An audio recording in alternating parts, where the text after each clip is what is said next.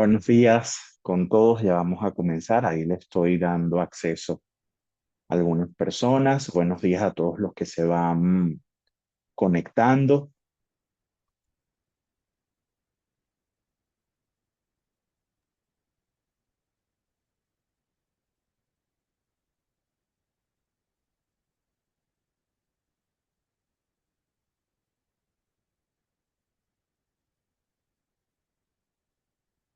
Bueno, en horas de la puntualidad, han pasado 10 minutos, vamos a comenzar. En primer lugar, buenos días a todos desde la Red Internacional de Abogados por Venezuela. Quiero extenderles el agradecimiento por su registro y su participación el día el día de hoy sobre el webinar que tenemos tocando el tema de las acciones del Ministerio Público tras las elecciones presidenciales, un análisis y una perspectiva de mano de nuestro invitado del día de hoy, el doctor Zaire Mundaray. Mi nombre es Emilio Morillo, fundador de la Red Internacional de Abogados por Venezuela, una red que trabaja en promover y defender el Estado de Derecho, los derechos humanos y la democracia en Venezuela. Justamente nace luego de los sucesos del 28 de julio. Este es nuestro segundo webinar. El primero fue hace unas 2 semanas. Nos acompañó la doctora Cecilia Sosa, expresidenta de la Corte Suprema de Justicia, y conversamos sobre la intervención del Tribunal Supremo de Justicia en el proceso electoral del 28 de junio. Les comento un poco cómo se desarrollará la dinámica del webinar, que realmente es bastante sencilla. Inicia con la presentación de nuestro invitado, que ya lo tenemos en sala, el doctor Zaire Mundaray, seguida de su participación, y al final tendremos la oportunidad de realizar una ronda muy breve de preguntas para aquellos que pues tengan algunas dudas que quieren aclarar. Eh, ¿Cómo lo colocamos desde el inicio de nuestra convocatoria? Este webinar va dirigido realmente a abogados y algunos dirigentes políticos que nosotros consideramos importantes para poder desde aquí masificar el mensaje y el análisis del doctor Zaire Mundir. Es por eso el tema de la participación que está en la mayoría, un 90%, son abogados que están en Lima, en Estados Unidos. Tenemos abogados que nos acompañan desde España, desde Colombia, desde Chile, desde Argentina. Entonces, realmente estamos muy contentos por poder brindar estos espacios y intentos con el doctor también Zaire Mundaray de estar acompañándonos. El doctor Zaire Mundaray es abogado, egresado de la Universidad Central de Venezuela, magíster en criminología en la Universidad de Valencia, es especialista en criminalística, especialista en derecho penal, es exfiscal del Ministerio Público. Dentro del Ministerio Público tomó funciones como director de investigaciones y director de actuación procesal. Es profesor universitario y también se desarrolla como conferencista y autor de temas de derechos humanos, derecho penal, derecho procesal penal y penal internacional. Bienvenido y muchas gracias, doctor Zaire Munal. No, por el contrario, gracias a ustedes por la invitación, acá a la orden. Qué bueno poder conversar con colegas, bueno, con quienes compartimos las mismas preocupaciones, que son los temas del Estado de Derecho en Venezuela y sobre todo partiendo de la situación postelectoral que, bueno, que reviste unas particularidades que no se ven visto en el país.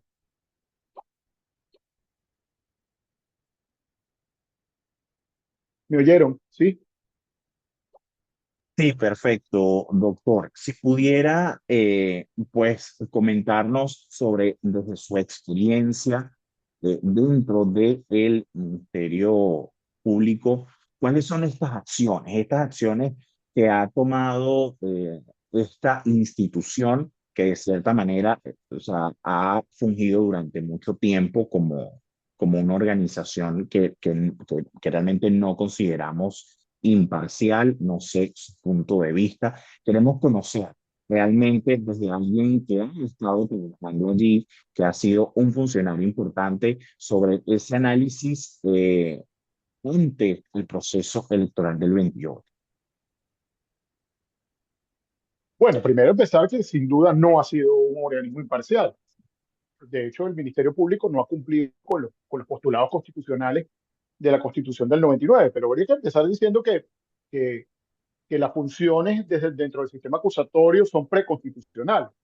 Esto parece una tontería, pero reviste particular importancia, sobre todo porque al momento en que transitamos los venezolanos por el proceso constituyente del 99, entre el 98 y 99, ya estábamos en plena implantación del sistema acusatorio.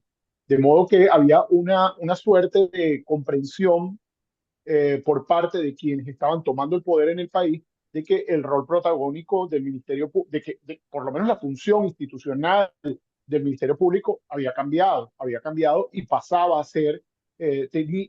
tener una importancia fundamental como cabeza de la persecución penal, cosa que antes no tenía, a pesar de que tenía cierto protagonismo en el sistema inquisitivo, pero no era digamos, no tenía un peso distintivo respecto de la persecución penal como lo tiene en este momento.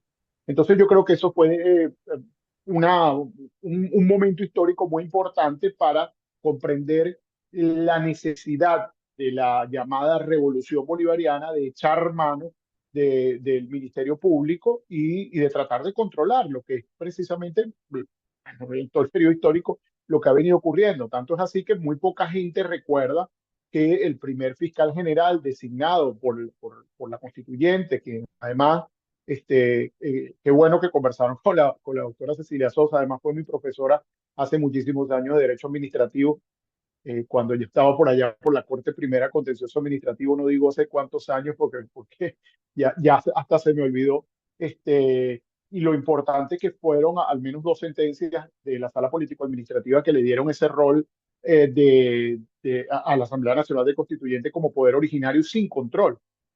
Nosotros no ha habido ninguna asamblea constituyente, por lo menos que yo conozca, que haya tenido ese rol de no tener control jurisdiccional. Yo creo que ahí está el principio de la debacle del derrumbe del Estado de Derecho en Venezuela, porque no había no había recurribilidad de las acciones de la Asamblea Nacional Constituyente. De modo que el producto de la constituyente no es la constitución, es un golpe de Estado en el cual podías tomar el control de la totalidad de la institucionalidad.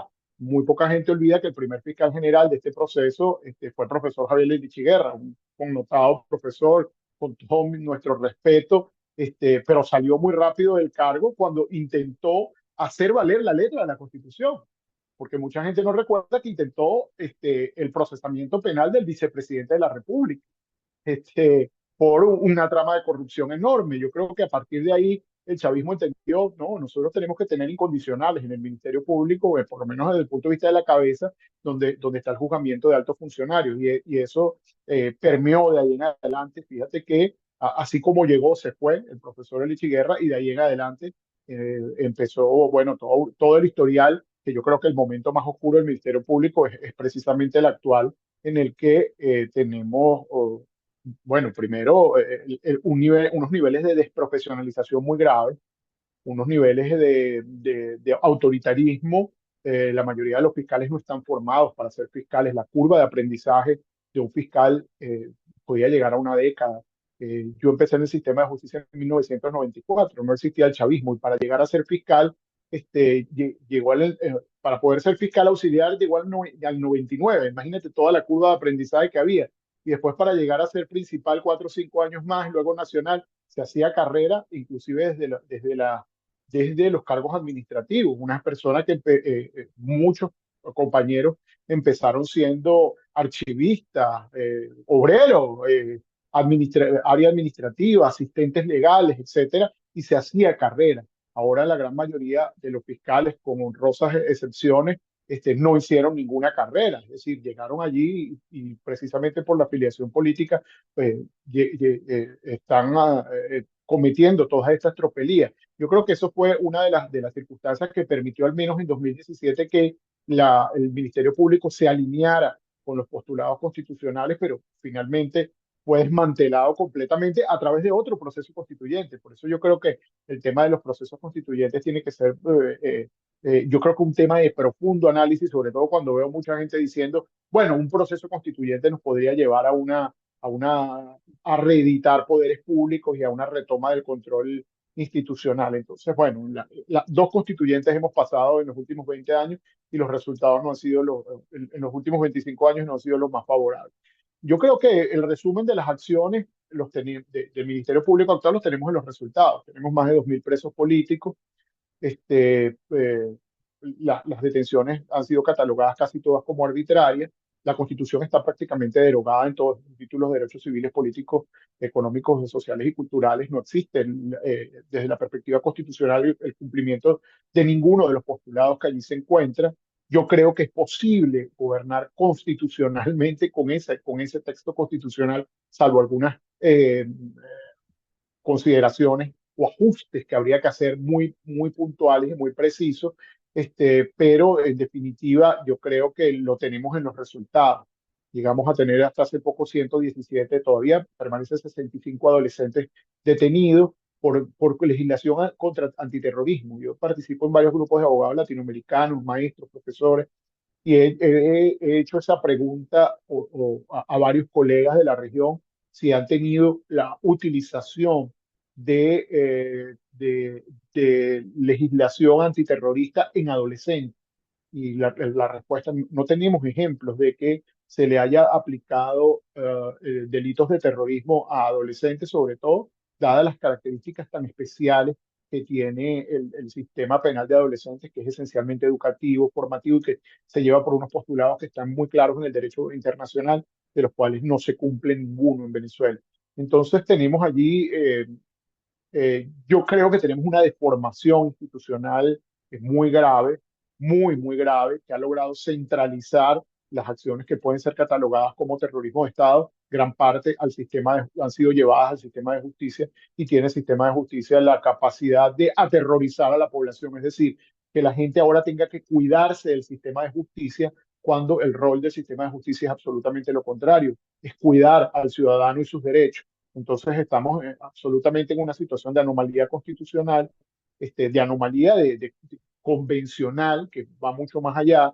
Yo creo que hay muy poca educación en Venezuela en materia de control de convencionalidad y la utilización de las convenciones, de modo que no forma parte del debate cotidiano. Eso tratamos de hacerlo en el Ministerio Público hace muchos años, de que formara parte del debate cotidiano la convencionalidad dentro de los tribunales para que los jueces tuvieran que decidir conforme a las convenciones y realmente no fue posible, sobre todo por la rotación de jueces y el maltratamiento que hay del sistema judicial. El sistema judicial es precisamente la punta de lanza. Entonces, bueno, un comentario general y después podemos ver otros detalles, es que precisamente el sistema de justicia ha desmontado los derechos de los ciudadanos y por el contrario, se ha encargado en resumen, de la comisión de uno de los más graves crímenes que puede haber y de hecho está así en en los artículos 5 y 7 del Estatuto de Roma, como es el crimen de persecución. El Ministerio Público, sobre todo, tiene un rol muy protagónico dentro de esto porque falta la verdad, porque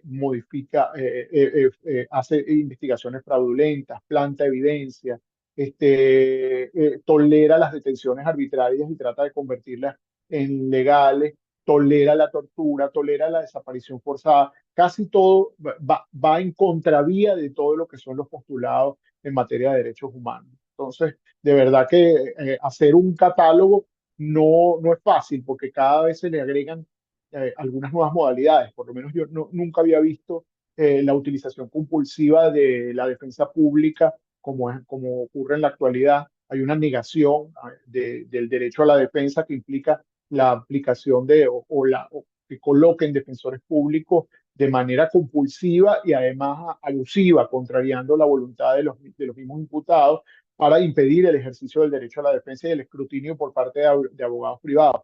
Sobre eso es importante decir que ya en el pasado la Corte Interamericana de Derechos Humanos se ha pronunciado al menos en dos fallos, uno contra México y uno contra, no recuerdo si El Salvador o Perú, precisamente lo que es la utilización de la defensa pública como parte de la represión, es decir, defensores públicos que están ahí para avalar, pero no defienden, realmente no plantean, estamos viendo que no piden revisiones de medidas, no plantean excepciones, no plantean nulidades, no cuestionan la licitud y ilicitud de la detención, es decir, esencialmente no defienden, solamente avalan con su firma que el proceso tiene la totalidad de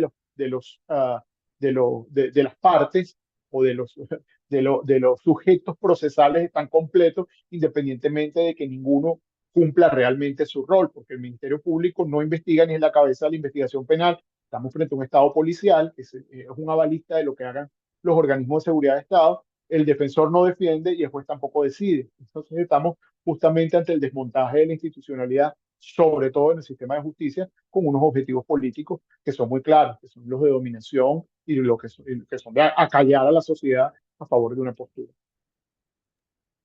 Excelente, doctor. Doctor, ¿desde qué momento ha cambiado el rol del Ministerio Público en Venezuela bajo la situación política actual? ¿Desde qué fecha nosotros comenzamos a ver esta afectación hacia las instituciones, en este caso el Ministerio Público? No, como te lo decía, desde el proceso constituyente. Y es desde el proceso constituyente por una razón. Yo creo que esto pasó bastante debajo de la mesa. Yo creo que la salida del primer fiscal general fue el aviso de lo que venía, fue el aviso de lo que venía en el país. ¿Por qué?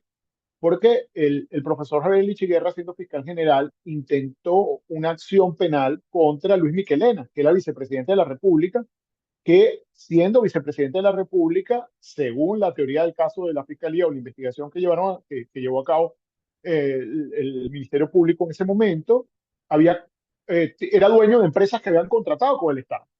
Es decir, el vicepresidente había contratado con el Estado. Se desdoblan el rol público en el rol privado. Eso evidentemente es un delito.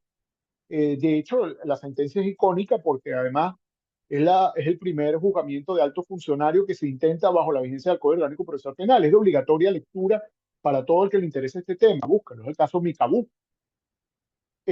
Presentado la solicitud ante juicio de mérito, por supuesto no progresó por órdenes de Chávez y a las semanas ya estaba sacando el fiscal general.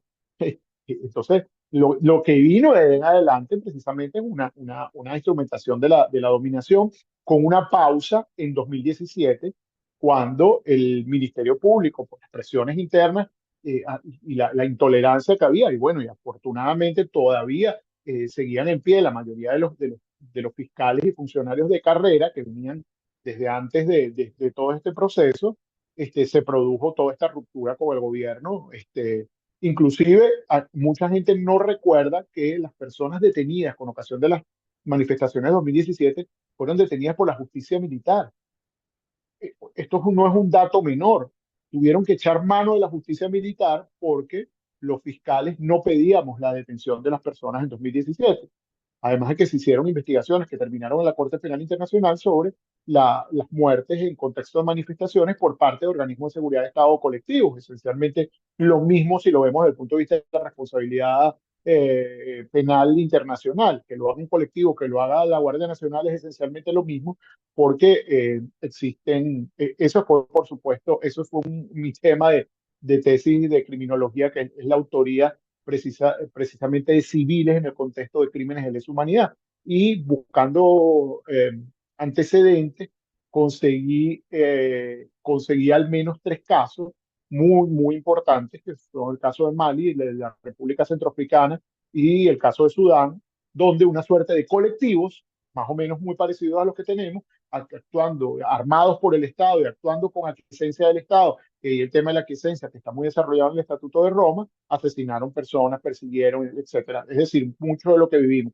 sigue siendo responsabilidad de las cabezas de quienes los armaron, quienes le dieron medios, etcétera. Salvo la pausa del 2017, bueno, 2016 y 17, que fue muy dura el enfrentamiento con el gobierno, tanto que la Asamblea Constituyente del 17, a la gente se le olvida, se instaló el 5 de agosto y el 6 de agosto allanó la fiscalía. O sea, lo primero que hizo fue allanar la fiscalía. El primer acto constituyente fue allanar la fiscalía y designar a Tarek William Saab fiscal general, cuya designación es absolutamente inconstitucional y usurpa la función pública porque en ninguna parte dice que una asamblea constituyente, y menos una espuria como esa, puede designar fiscal general, y ha devenido toda esta irregularidad desde su toma de posesión, donde ha arreciado cualquier fórmula de persecución a partir de lo que, y además la grotesca falta de la verdad. Yo creo que el Ministerio Público se acaba, en definitiva, con Tarek William Saab, todos los errores que ya venían antes, pero el de Tarek William Saab, yo creo que es el derrumbe absoluto, porque este, se pone de espaldas a la normativa constitucional, a lo adjetivo y a lo sustantivo. Es decir, no atina en ninguno de los planos que le son esenciales. Bueno, primero en el plano convencional, nunca, bueno, si falta lo constitucional no vas a poder entrar en lo convencional, pero no atina en ninguno de los planos, por el contrario, hace todo lo posible por contrariarlos. De modo que es muy significativo lo que ocurre a lo interno, y yo creo que tiene mucho que ver con esa desprofesionalización, tiene que ver con la persecución, tiene que ver con un estado de terror que hay a lo interno, que lo narran muchos funcionarios, que se hace lo que el poder diga y no hay discusión sobre eso. No en balde tenemos casi 2.000 presos por terrorismo, eso no lo tiene ningún país del mundo, ni siquiera donde realmente hay actos terroristas, ningún país del mundo tiene 2.000 terroristas presos. Eso no existe. O sea, desde el punto de vista estadístico, desde el punto de vista de lo que es la utilización del derecho penal, eso no tiene parangón. Y además gente que está impedida de los más elementales derechos eh, humanos fundamentales, a designar abogados, a declarar, no han sido escuchados. Y esto tiene mucho que ver o tiene, yo creo que tiene una beta importante que habría que analizar con la creación de la jurisdicción contra el terrorismo, que además es absolutamente inconstitucional, es absolutamente ilegal, porque esas competencias se crean por mandato legal. Es decir, usted cuando ve que un tribunal de violencia de género, por ejemplo, ve que hay un mandato en la ley sobre el derecho de la mujer a una vida de violencia, a una vida libre de violencia. Cuando ve que hay un de responsabilidad penal de adolescentes, ve que hay un mandato en la LOBNA. Y así cada una de las competencias. Pero cuando usted ve la ley contra la delincuencia organizada y financiamiento del terrorismo, no existe ningún mandato de que hayan tribunales especializados. Y fue creado a través de un acuerdo de sala plena. Tú no puedes crear una competencia por un acuerdo de sala plena, porque eso es de reserva legal. Entonces, en Venezuela, la reserva legal de las competencias judiciales se pierde con esta creación, con este monstruo que es la jurisdicción contra el terrorismo. Excelente. Justamente la doctora Cecilia Sosa nos mencionaba sobre algunas actuaciones que nosotros como abogados podíamos impulsar para el tema del Tribunal Supremo de Justicia. Entonces, le preguntaría si existen algunos mecanismos para supervisar o auditar la actuación del Ministerio Público fuera de Venezuela. Sí, por supuesto que sí. Existen, Naciones Unidas tiene un sistema de grupos de trabajo en el área de independencia judicial. En el área de independencia judicial meten a los ministerios públicos. ¿Y por qué lo meten a los ministerios públicos? Bueno, si usted ve la adscripción de los ministerios públicos, por lo menos en la mayoría de Latinoamérica, forman parte del sistema del Poder Judicial, están adscritos al Poder Judicial, lo cual es bastante absurdo. Yo creo que en el fondo, yo creo que con todos los problemas que tienen, nuestra solución constitucional no está mal. Nuestra solución constitucional de que esté adscrito un poder público distinto está bien. En otras constituciones son solo unos entes con autonomía funcional, como eran en la Constitución de 61, pero no estaban adscritos a un poder público. Esto es muy interesante. Y esto hay que explicarlo. Nosotros como abogados que estamos en el extranjero, todos los días tenemos que explicar. No tenemos la tripartición de poderes ordinaria, tenemos 5 poderes públicos, y por eso la actuación del Ministerio Público está escrita dentro de un poder público, en este caso el Poder Ciudadano. ¿Qué tenemos? El Ministerio Público está adscrito a la AIAN. que es la Asociación Iberoamericana de Ministerios Públicos. Desde 2017, la IAM no reconocía a Tarek William Saab como fiscal general. Y no le reconocía por haber sido designado en el marco de la Asamblea Nacional Constituyente. De hecho, en 2017, yo saliendo a una reunión de la IAM donde estaba denunciando la irrupción contra las funciones del Ministerio Público, que fueron prácticamente aplanadas por una cadena de sentencias de la Sala Constitucional que le quitaban funciones porque consideraban que nosotros estábamos conspirando, los fiscales, en ese momento, tratando de ir a esa reunión, me quitaron el pasaporte. Me dejaron sin pasaporte en 2017, tratando de ir a esa reunión. Pero en 2018, en 2023 pasa algo que me pareció absolutamente extravagante y mandé una comunicación a la IAM, que es que la IAM invita a Tarek William Saab por primera vez desde que está en funciones como fiscal de Venezuela. Él de eso hace una gran propaganda. Y de hecho ahorita en la IAM tiene una reunión de fiscales especializados en materia de trata y de crimen organizado y está invitado a Venezuela. Yo creo que una de las acciones que hay que hacer es lograr que la IAM nuevamente regrese a la posición anterior, que es desconocer al Ministerio Público como y a su cabeza como un ente legítimo, porque además falsea la verdad y está actuando como un ente político. La IAM tiene como objetivo precisamente velar por la independencia de los ministerios públicos de toda Latinoamérica y los iberoamericanos. Están invitados, los únicos fuera de Iberoamérica que están invitados y que hacen parte de la IAM, es el Ministerio Público de Francia y el de Portugal. Son los únicos que no son de habla hispana. Bueno, que está el de Brasil, por supuesto, porque la IAM forma parte, Brasil forma parte de la IAM. Varias veces me correspondió ir a reuniones de la IAM a tratar precisamente de eso, de ver cómo hacemos para lograr la independencia de los ministerios públicos, pero en el caso de Venezuela es absolutamente escandaloso. Cada estado tiene su problema, pero creo que habría que ir, esa es una de las instancias. El otro es el grupo de trabajo sobre independencia judicial que tiene Naciones Unidas. Yo creo que es bueno que todos reúnanse y dirijan comunicaciones allí, apalánquense en las mismas. Hace 2 años, la, hace 2 años, la misión de determinación de hechos, que estamos peleando para que se le renueve el mandato este año, hizo un informe sobre el sistema de justicia, de las cadenas de mando del sistema de justicia. Trabajé de la mano con la misión para poder tratar de aclararles el panorama de lo que había. Y allí eso es absolutamente esclarecedor y coloca precisamente al Ministerio Público como una de las instituciones fundamentales en el crimen de persecución y en todo lo que tiene que ver con la restricción de los espacios democráticos en Venezuela. Apalancados en ese informe, yo creería que cualquiera puede ir a al grupo de trabajo sobre independencia de los fiscales y jueces y plantear que no existe tal independencia y que es necesario que esto sea objeto de debate nuevamente en el Consejo de Derechos Humanos como fue hace 2 años. Creo que ahorita el 19 de septiembre va a haber algo en el Consejo de Derechos Humanos. Se presenta el informe de la misión nuevamente y creo que hay algunas menciones importantes sobre eso.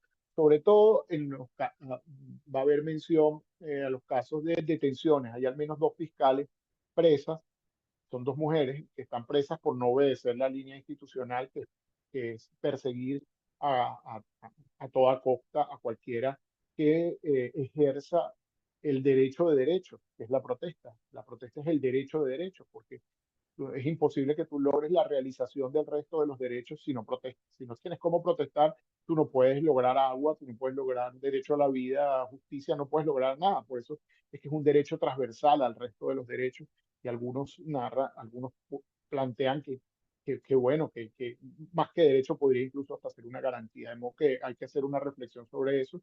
Es importante que se oiga la voz de los venezolanos en esta reunión del Consejo. Yo creo que esa es la segunda cosa que se podría hacer. Y el otro es el tema de las responsabilidades individuales, donde haya justicia universal, ya que hay abogados tenemos abogados venezolanos en todos los estados, donde haya justicia universal, hay que plantear denuncias por los crímenes que cometen de manera individual, sobre todo el fiscal general, de modo que en alguna jurisdicción se abra una causa, como se abrió, por ejemplo, en la Argentina por tres, cuatro causas puntuales, hay cuatro homicidios puntuales que está conociendo la jurisdicción argentina. Ojalá avancemos, pero hay que echar mano de toda esa institucionalidad, por supuesto, el sistema interamericano, aunque el sistema interamericano ha estado muy disminuido respecto a su influencia en Venezuela, a pesar de lo primero que tenemos, porque yo creo que lo tenía muy, muy claro, siempre lo tuvo muy claro Chávez. Chávez es el que ordena mm, sacarnos, denunciar la Carta Interamericana y, y además quien lleva a cabo la denuncia de la Carta Interamericana para sacarnos del sistema es Nicolás Maduro, quien era el canciller. Así que imagínense de dónde estamos, ¿no? La indefensión en el sistema interamericano se acrecienta, por más que dictan medidas cautelares, por más que hacen relatoría, presentan una serie de recomendaciones y por más que han sido condenados ante el sistema interamericano en la Corte, no ha ocurrido nada porque Venezuela no cumple. Yo creo que uno de los precedentes más nefastos fue precisamente el incumplimiento, la primera sentencia de la Sala Constitucional, que también es de obligatoria lectura, que acaba con el control de convencionalidad y dice que no hay que cumplir esas decisiones porque si irrumpen en la soberanía, porque a favor con el tema de la soberanía puedes hacer lo que te dé la gana, que fue la sentencia, si mal no recuerdo, la de Apix, la de los magistrados de la Corte Primera Contencioso Administrativo, cuando se ordena su reincorporación, pago de salarios caídos y reivindicaciones a partir de que fueron ilícitamente destituidos de la Corte Primera. Creo que es la primera sentencia, ojalá estuviera por ahí la doctora Cecilia, donde por primera vez la Sala Constitucional dice no hay que cumplir las decisiones del sistema interamericano que de alguna manera se habían cumplido, mal o bien, a regañadientes, en la Cuarta República de alguna manera se atendían. La llegada del chavismo rompe con los sistemas de convencionalidad, tanto que a veces me duele mucho decirlo en encuentros que tengo con abogados muy jóvenes o con estudiantes de derecho y empiezo en algunos cursos que doy de derecho procesal y empiezo a hablarle del control de convencionalidad y dónde está ubicado en la Constitución, etcétera, y, y me duele mucho decirlo, nadie atina, este, porque, y es materia obligada en cualquier país del mundo. O sea, en cualquier país del mundo, hablar de control de convencionalidad ante un juez normal. Usted no tiene ni por qué alegar su constitución. Usted tiene que decir, ya va, juez, aplique la convención tal. Y el juez está obligado a saber de qué se trata y cómo aplicarla. Pero en nuestro país, el retraso en lo que nos ha asumido el chavismo en materia de aplicación normativa es escandaloso y entonces no, está a las nuevas generaciones, ya que cumplimos algún rol en la función pública, ya estamos de salida y podemos guiar, pero las nuevas generaciones tienen la obligación de reconstruir ese sistema de justicia y lograr que la clave sea el control de convencionalidad, porque eso es lo único que te garantiza que el poder de turno puede poner la ley la que le dé la gana, puede torcer lo que le dé la gana, pero si no logra torcer el brazo de control de convencionalidad, podemos garantizar los derechos a la gente. Y eso en gran medida fue lo que el chavismo también desmontó, y esto es muy importante, porque lo desmontó a través del sistema de justicia y lo desmontó a través de sentencias cuasi vinculantes, eso que ellos llaman vinculantes, que tampoco tienen ningún asidero jurídico válido, porque cómo es posible que un juez no pueda disentir de la línea, de una línea institucional si lo hace razonadamente. Por eso es que un artículo que escribí hace algunos años, yo decía que donde no hay jueces formados y donde no hay jueces con autonomía o que tengan, cuya sostenimiento en el cargo no dependa del poder, ahí la democracia cede, los espacios de libertad ceden y precisamente eso es lo que está ocurriendo, porque también el Ministerio Público no tiene jueces que le controlen. Y el sistema acusatorio, el fiscal puede errar, porque lo puede hacer. El que no se puede equivocar es el juez. El fiscal puede ser un arbitrario, sí podría serlo. El fiscal puede aplicar mal la norma, podría hacerlo. Quisiéramos que no, pero podría. Es el primer llamado a garantizar la Constitución, pero si se equivoca, pasa por el tamiz de un juez de garantía, que así se llama en la mayoría, en el código modelo, eh, en el código procesal modelo para Iberoamérica se llamaba, era juez de garantías, o juez de control de garantías. Nosotros le dejamos solo de control, pero es de control de las garantías. De modo que si el fiscal se equivocó y se excedió, es el juez quien es el fiel de la balanza y lo recoloca. Pero si acá tenemos jueces que esencialmente lo que hacen es avalar lo que diga el Ministerio Público, que impide el ejercicio de la defensa, que inventa delitos. El tema de la tipicidad es un tema escandaloso. En Venezuela, decir que una persona, este tema, por ejemplo, de atribuir el delito de terrorismo a una persona por una pinta en la calle o por gritar a alguien, eso es absolutamente descabellado. Decir, por ejemplo, como Edmundo González Urrutia, decirle que él cometió un sabotaje de un sistema. Bueno, que lo primero que tendría que hacer si fuera un ministerio público serio es decirme cómo lo hizo, desde dónde lo hizo, cuándo lo hizo y mediante qué medio. Porque la imputación tiene que decirme esto. Si usted no me dice en la imputación cómo, cuándo, dónde, cuál fue mi participación exacta respecto de eso, usted no está imputando. Eso es absolutamente descabellado. Usurpación de funciones públicas. ¿Cuándo se erigió Edmundo González como, por ejemplo, como poder electoral? Y además por publicar, por hacer, por contribuir a la publicación de documentos públicos. Yo le trataba de explicarle esto en un foro donde me invitaron, de una universidad de México, y yo le decía, eh, cuando, para que se entendiera muy fácil, le decía a los abogados, usted cuando busca la jurisprudencia de su país, ¿dónde la busca? Entonces decía, bueno, en la página oficial, o hay miles de buscadores. Ah, hay buscadores. Es decir, hay privados que publican eso. Sí. Ah, bueno, eso es porque la sentencia es un documento público, ¿verdad? Sí. Entonces usted se puede meter en unos buscadores que son de unas empresas privadas que le dan a usted todas esas herramientas. Y digo, bueno, eso fue lo que hizo él, esencialmente. Eso fue lo que hicieron, porque es que las actas son documentos públicos, los pusieron al acceso de la gente. Es lo mismo que hace una empresa que publica sentencias o que publica las gacetas oficiales o las resoluciones administrativas del Estado. Principio de publicidad. Si existe el principio de publicidad, ¿cómo hacer público un documento público puede constituir un delito? Bueno, eso nada más cabe en la cabeza de una persona que primero que no conoce el derecho penal, pero también lo tuerce, a su conveniencia, como Tarek William Saab. Es escandaloso lo que hace en esas imputaciones que no tienen ningún asidero. A mí a veces me preguntan algunos colegas qué comentario tienes, y a veces digo, no, es que prefiero no es que no hay forma de comentarlo jurídicamente, ¿no? ¿Cómo tú le puedes decir a alguien que un adolescente, por ejemplo, que salió con una bandera es un terrorista? O sea, mira,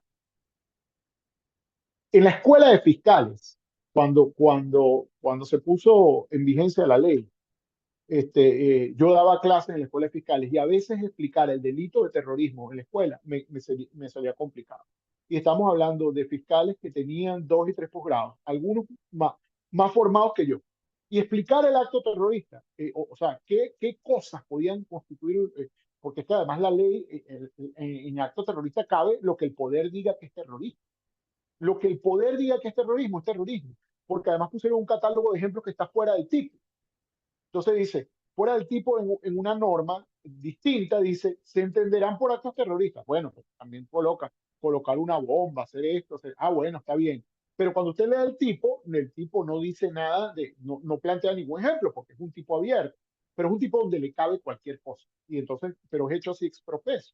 Es como la ley contra el odio, la inconstitucional ley contra el odio. Ahí cabe cualquier cosa. Y ese es otro de los comodines de los que hace uso el Ministerio Público.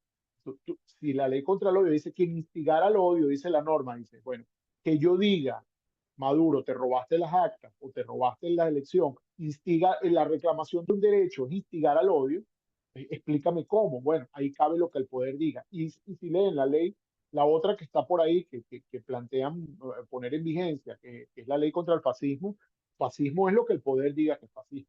Es decir, casi cualquier cosa podrá ser fascismo. Entonces tendríamos una trilogía de fórmulas de persecución, de las cuales le echaría mano el Ministerio Público cuando le dé la gana en los términos.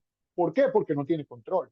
Y eso es el derrumbe del sistema acusatorio, porque en el sistema acusatorio si es un interpartes, como se ha interpretado en el resto de los estados, sobre todo en Latinoamérica, hay un interpartes, el Ministerio Público con igualdad de armas y oportunidades se enfrenta a la defensa o al imputado ante un tercero imparcial que es el juez. Bueno, si el tercero no es imparcial, el Ministerio Público tampoco es imparcial y te aplica lo que sea, y encima de defensa te coloca un defensor público que no alega nada a tu favor, no existe proceso. En Venezuela acá no existe proceso penal. Lo que existe es un linchamiento, y un linchamiento institucional que se hace frente a un tribunal. No existe proceso penal. El proceso penal está extinto. Y esa es una de las conclusiones a las que podemos llegar en esta conversación. El proceso penal en Venezuela se extinguió. No hay interpartes, no hay investigación, no existe control de la constitucionalidad, de la convencionalidad, de las garantías, de nada. Dice Lewis, ¿qué podemos hacer? Gran parte de lo que yo decía, de lo que estamos, de lo que se está haciendo a nivel internacional. Una de las cosas importantes, bueno, hacer estas cosas y denunciarlos donde estemos, tratar de explicarlo, porque hay hoy muchísimo desconocimiento en el plano internacional de que estas cosas ocurren, y que son ciertas, que no es el invento de opositores o de radicales. Seguir alimentando el proceso en la Corte Penal Internacional. Lo particular, yo desde 2017, ya estando en funciones incluso en la Fiscalía, ya venía documentando porque sabía que esto iba a terminar en el plano internacional, esto no podía terminar en el plano nacional, ya no se podía hacer nada, y que teníamos que acreditar los crímenes y explicarlos, y tener la prueba en la mano, desde el punto de vista probatorio, tenerla para poder acreditar que en Venezuela se estaban cometiendo crímenes de lesa humanidad como parte de una política de Estado. Bueno, para que sea crimen de lesa humanidad tiene que ser parte de una política de Estado, es redundante decirlo, pero es muy importante. Entonces, eso es lo que hay que hacer. Nosotros tenemos que formarnos mucho en derecho penal internacional. Esa es mi recomendación a las nuevas generaciones. El abogado ya no es el abogado de antes que estaba hecho para el tribunal de su circunscripción. Cuando usted litiga, tiene que litigar como si eso empezó aquí, pero no va a terminar acá. En estos tiempos de dictadura, el procesamiento penal no va a terminar a lo interno en el país, siempre va a tener una parte fuera del país, de modo que el tema de la utilización de protocolos, del lenguaje convencional, del tema probatorio, de haber agotado los recursos, de haber hecho el planteamiento de todo el abanico de fórmulas defensivas es muy importante para que cuando en el exterior le digan, pero usted recurrió de esto, sí recurrió. Usted presentó amparo de esto, sí presenté amparo. Usted se opuso a esto, sí me opuse. Es decir, los abogados a lo interno tienen un trabajo descomunal.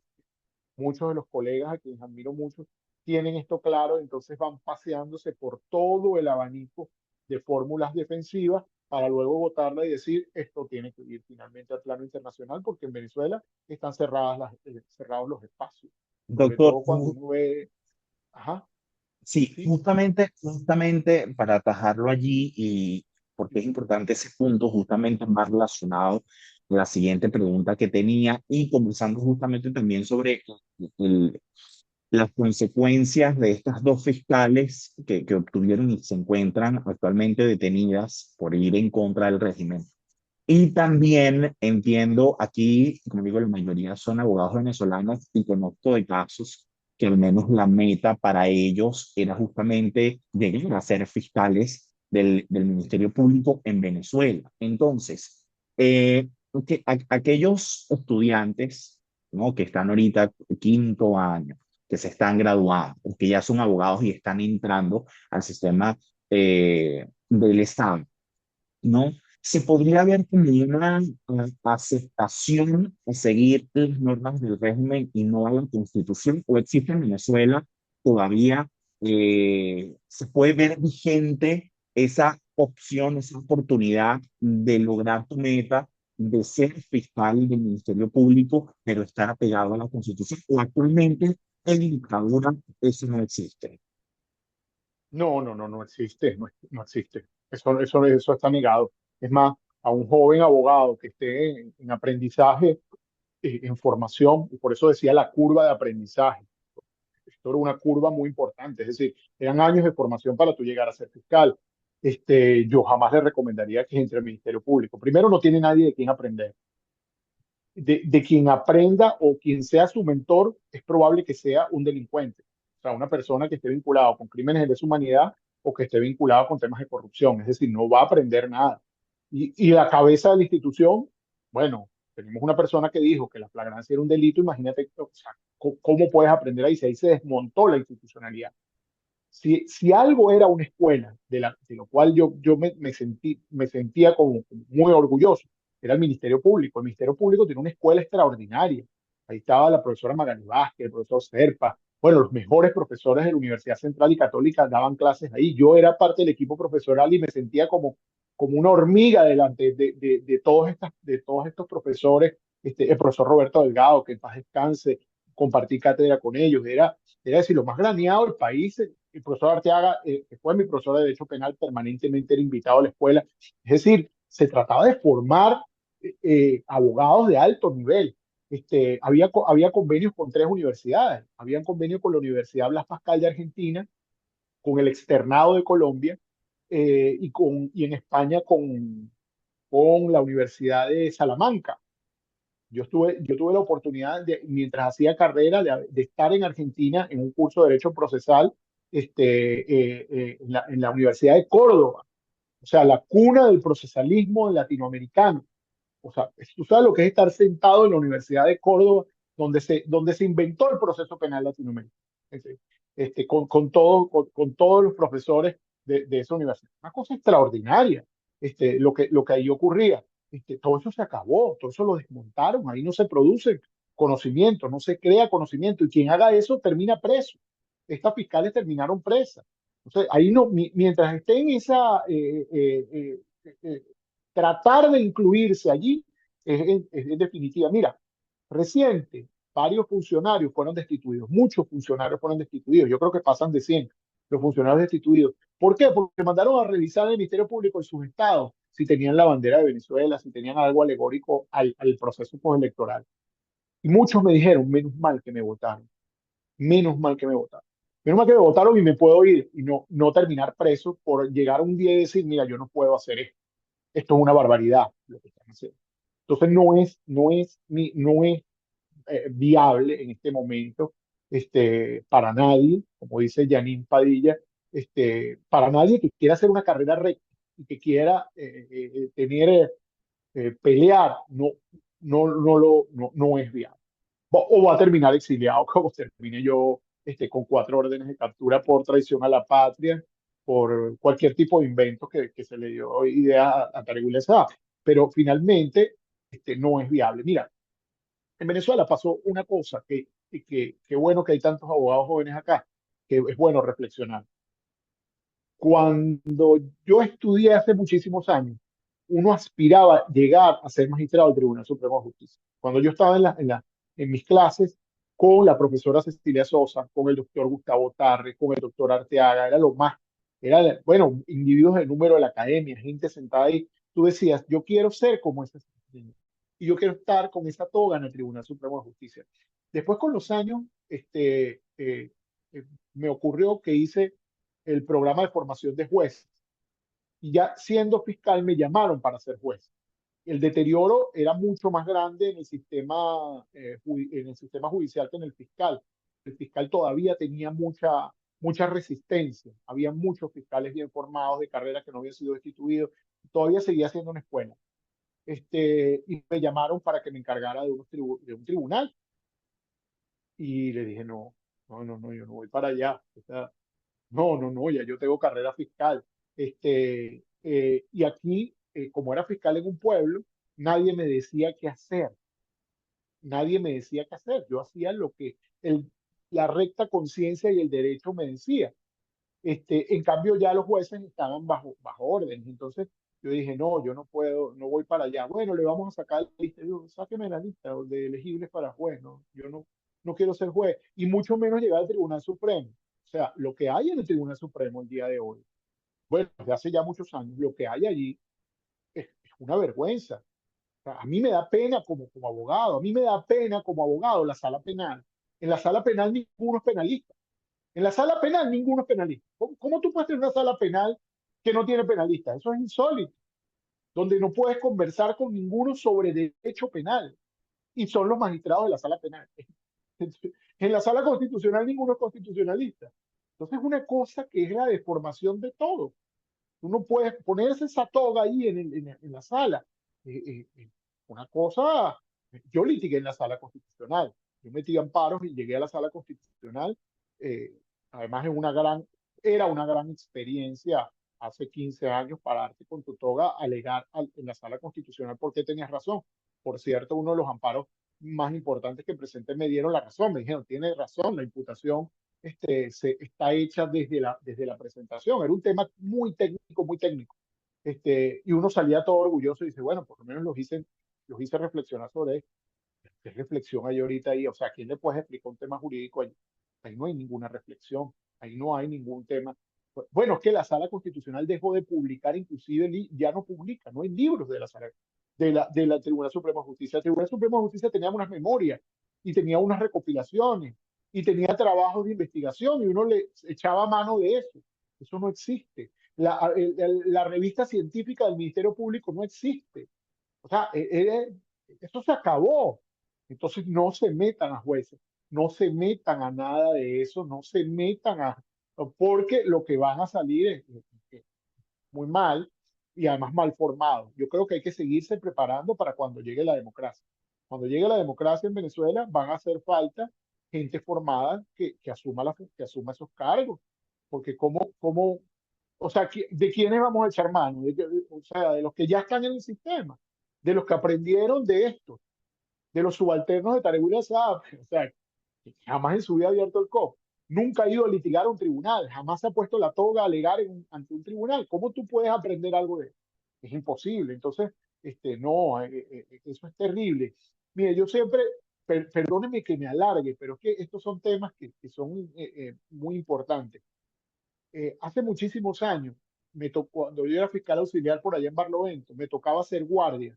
Estaba estudiando yo criminalística en el IUPOL, que además lo acabaron, Instituto Universitario de Policía Científica. Lo destrozaron, lo eliminaron.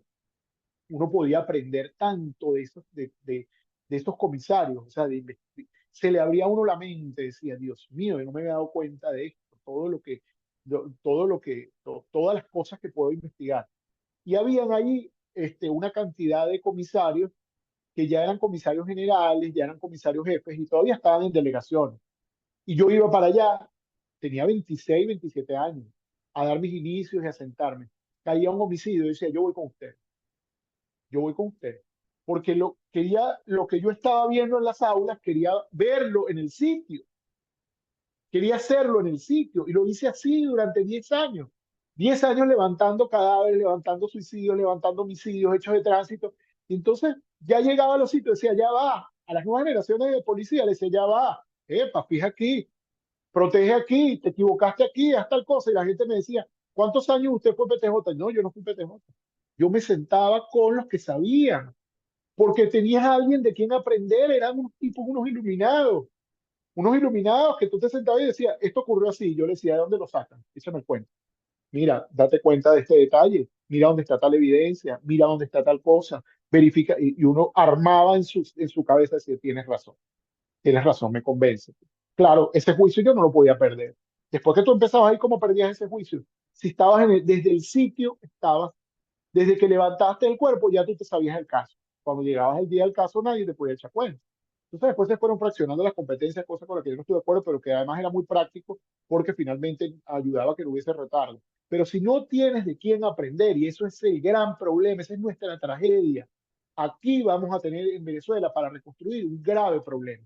¿Por qué? Porque los referentes se retiraron o están fuera del país o están perseguidos, pero ya muchos ya no quieren saber nada de eso. Mis grandes amigos profesores, mira, un profesor universitario, pues no puedo decir el nombre, una vez nos conseguimos en el Palacio de Justicia, hasta Palacio, diría mi abuela, todos llaman Palacio.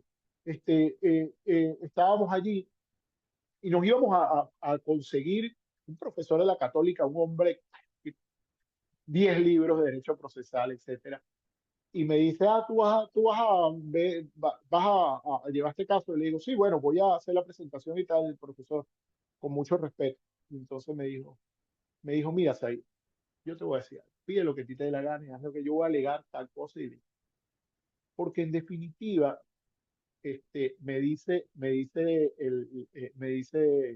el profesor, yo me paraba y decía, y venía con mis audiencias preparadas. Esto es una anécdota, esto es real. Y decía, venía con mis audiencias preparadas y empezaba a citar sentencias del sistema interamericano, del sistema europeo, y decía, tal autor dijo, y me metía con los sustantivos y hablaba de la acción, de la tipicidad, desmontaba, y a veces decía, fulano dijo, el otro dijo, el otro dijo, hasta que un profesor amigo atrás me dijo, todos ellos dijeron, pero el que decide es el burro ese que tiene la toga ahí. Y entonces, él me dice, me cansé de que los jueces no me entiendan, de que la mayoría de los jueces, y está mal decirlo, él decía, este profesor me dijo, la mayoría de los jueces no me entienden, porque estoy hablando de otra cosa. Nosotros debemos lograr que esos profesores, esos maestros vuelvan al litigio y que sea y obliguen a los jueces y a los fiscales a estudiar. ¿Por qué? Porque cuando yo iba para una audiencia con un profesor como ese, yo tenía que haber leído 3, 4 días antes y irme con un saco de libros porque yo no me iba a dejar, y estaba obligado a hacerlo. Y, porque era un referente, yo decía, bueno, si me voy a enfrentar con mi profesor o con una persona que lo viene de posgrado, etcétera, yo tengo que ir, bueno, no puedo ir a hacer ridículo, no puedo ir a improvisar. Ese tipo de cosas ya no existen en Venezuela. No existe. ¿Por qué? Porque todo se arregla con una llamada, con el otro, que hables con este, que tal. Entonces los niveles de corrupción son tan altos que acabaron con eso. Entonces eso está muy mal y yo creo que la idea es que todos los jóvenes se preparen lo máximo posible y son quienes accedan a esos cargos y traten de buscar referentes de quienes aprender, de quienes estuvieron allí y lo hicieron bien y se retiraron y decirle, ayúdennos a reconstruir esto, porque el problema es que no hay de quién aprender y eso está muy mal. En el sistema de justicia actual no hay de quién aprender y eso es una tragedia. Excelente, doctor. Quiero, ya para ir terminando, justamente leer un comentario de la doctora Carolina Calderón, quien por cierto también fue exfiscal, pero antes de la constituyente del 99. La doctora Carolina comenta, en los actuales momentos, el único actor político que está ejerciendo acciones ante el TSJ es Enrique Márquez. Nulidad en la sentencia, publicación de resultados ante el CNE. ¿Qué opinión merece sobre su trabajo? Porque también entiendo que está apelando o está haciendo, está ingresando solicitudes a organismos que son actualmente de la dictadura. Sí, yo creo que está haciendo lo correcto. Yo creo que está haciendo lo correcto por una razón. Nada de eso va a llegar a nada. Nosotros tenemos claridad de que lo van a declarar inadmisible. Mira, en 2017 yo presenté la nulidad contra la Asamblea Constituyente, porque no fue convocada por el poder originario. Eso fue declarado inadmisible. Presentamos la nulidad contra las bases comiciales, fue declarado inadmisible, todo fue declarado inadmisible. El gran tema de lo que está haciendo Enrique Márquez y por qué está bien, es porque en el sistema interamericano y en todos los sistemas dicen que usted ha agotado las vías internas, es la primera pregunta. ¿Ok? ¿Usted agotó las vías internas? Sí. Entonces él va a poder exhibir, sí las agoté. Mira, yo presenté un recurso extraordinario de revisión constitucional y me dijeron que no tengo esa puerta abierta. Entonces yo creo que en definitiva él está haciendo lo correcto y está dejando en evidencia que el régimen actúa en bloque. Eso va a ser inadmisible por todo el cañón. De hecho, este señor de Ecardi también lo había hecho, pero lo hizo mal y lo hizo mal por razones evidentes, porque él presentó un recurso de revisión cuando no había decisión. Cuando a mí me preguntaron, yo digo, bueno, ¿qué opinas de lo que hizo Carlos? Yo digo, bueno, pero es que la revisión constitucional es contra una decisión. Si no hay decisión, ¿de qué está recurriendo? Como que yo dije, no me gusta esto porque podría ser que lo declaren inadmisible y luego a cualquier otro que lo presente, inmediatamente digan, pero esto ya es cosa juzgada porque ya hubo inadmisibilidad por el resto del proceso. O que lo hagas solamente para la galería, para que la gente crea que estás haciendo algo, pero en definitiva, sin sentencia, tú no puedes ir. Enrique Márquez esperó la sentencia. Esperó la sentencia que nadie conoce, además, porque en Venezuela la opacidad es que ahora no se publica la sentencia, sino solamente un extracto del dispositivo y no hay contenido, no se sabe cuál es el razonamiento del fallo, no se sabe en qué pruebas se basa, no se sabe absolutamente nada, pero eso es parte, eso se requiere que sea así, el régimen requiere que eso sea así. que no haya publicación. Entonces yo sí creo que está bien, está yendo ante el régimen y va a deslegitimar a la sala constitucional. Que ya Maduro acabó con todo los deslegitimó a todos. Primero acabó con el CNI. El CNI lo acaba Maduro. ¿Y por qué lo acaba Maduro? Bueno, porque fue a la sala electoral en un proceso muy cómico, porque la doctora Cecilia Sosa lo había explicado. La jurisdicción electoral es del perdidoso. ¿Cómo va a ir el ganancioso a la sala a un recurso que no existe? O sea, las acciones elección, perdón, ya,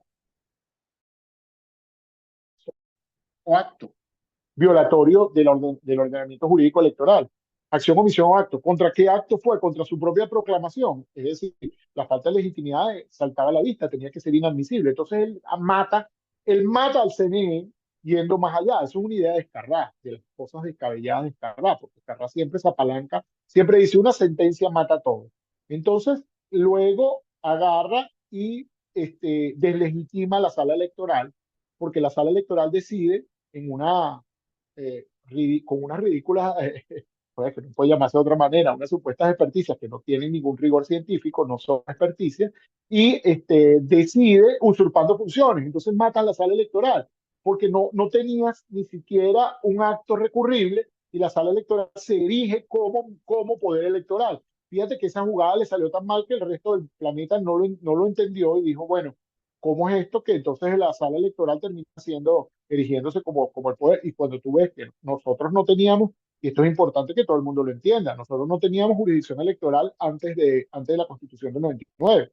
La jurisdicción electoral la inventa la Constitución del 99. Antes, si tú tenías alguna queja, ibas a la sala político-administrativa como parte de toda la estructura administrativa del Estado.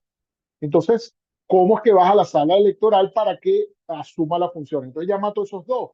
Y yo creo que Enrique Márquez va a acabar con la sala constitucional. Bueno, casa está acabada desde todas las sentencias que acabaron con la Asamblea del 2015, pero se va a deslegitimar o se va a poner en evidencia mucho más cuando forma parte de este golpe continuado, porque esencialmente es un golpe continuado donde participan todas las instituciones.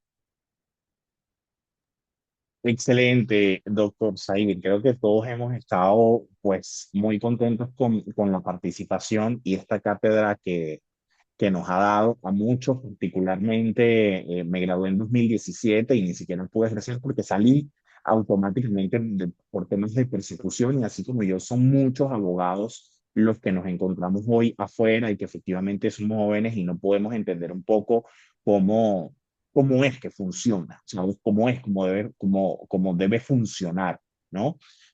Justamente hablando del doctor Enrique Márquez, bueno, por ahí posiblemente lo tengamos en la próxima y estamos conversando con él para que nos converse también sobre su actuación, ¿no? Y todo en lo que él cree y en lo que él argumenta, pues en nombre de la red internacional de abogados por Venezuela, pues le extendemos un agradecimiento a todas las personas A que la están orden. aquí, a todos los abogados que están presentes, pues les agradecemos también y están básicamente invitados a ser parte también de la red. Hay algunas personas que se están conectando ahora porque todavía hay confusión con el tema de la diferencia horaria. La mayoría estamos afuera, unos abogados están saliendo justamente ahorita y todavía les cuesta agarrar allí la hora, pero de verdad gracias a todos por la participación y en especial a usted, doctor. Lo van a colgar, avísame dónde lo van a colocar para yo poder también decirle a algunos grupos de compañeros mexicanos y que están en Ecuador, en Lima, etcétera, que puedan verlo y que bueno, también aporten y se unan a la red, por supuesto. Seguro, seguro que sí. Muchísimas gracias. Gracias a todos. No, a la orden, un gran abrazo. Que esté muy bien. Saludos a todos. Gracias.